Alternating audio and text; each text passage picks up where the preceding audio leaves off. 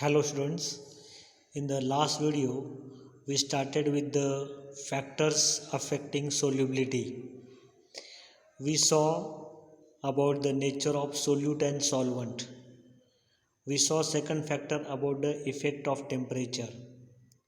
Today we are going to study about the effect of pressure on solubility.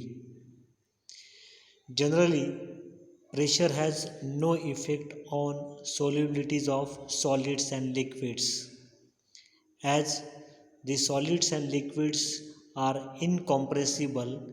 Pressure has no effect. However, pressure greatly affects solubility of gases in liquids.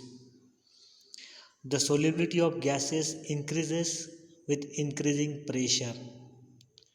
The quantitative relationship between gas solubility in a liquid and pressure is given by Henry's law. Henry explained about the relation between the solubility of gas in liquid and pressure. Let us see the statement of Henry's law.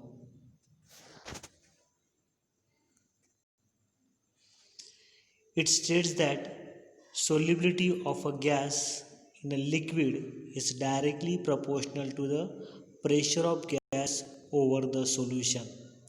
It means when the pressure of the gas over the solution increases, the solubility of the gas also increases. So here S is the solubility while P is the pressure. S is directly proportional to the pressure. As the pressure increases, solubility also increases.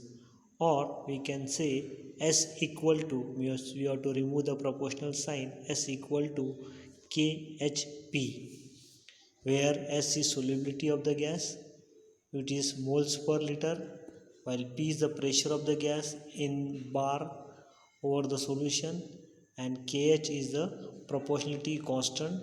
It's called Henry's law constant. Now let us see how to find the units of this KH.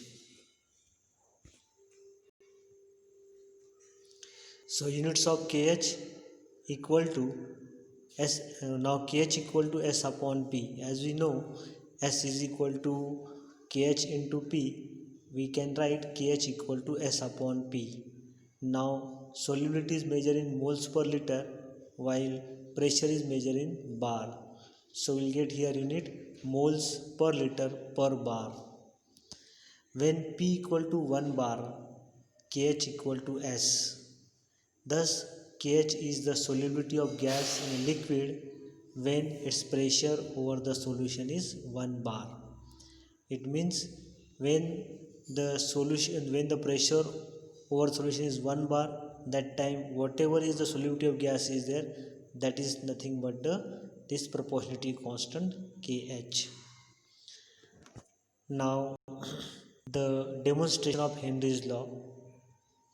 Before sealing the bottle of soft drink, you often see that when you open the lid of the soft drink, that bottle, that time the effervescence comes out. So before sealing the bottle of that soft drink, it is pressurized with the mixture of air, carbon dioxide saturated with water vapor. Means in that, first we can say that when before sealing that bottle one, the mixture of air and carbon dioxide which is saturated with the, we can say, water vapor, it is pressurized one. Then because of high partial pressure of carbon dioxide, its amount dissolved in soft drink is greater than the solubility of carbon dioxide under normal condition.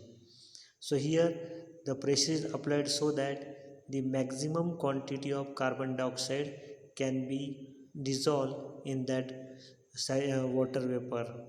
So when we open the, we can say that the bottle one, we can see the effervescence comes out, that is this excess carbon dioxide is there that comes out from that bottle.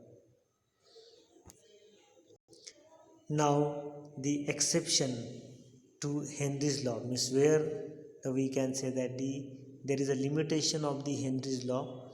The gases like ammonia and carbon dioxide do not obey Henry's law. The reason is that these gases react with water, and then because of this reaction, ammonia and carbon dioxide gases have higher solubilities than expected by Henry's law.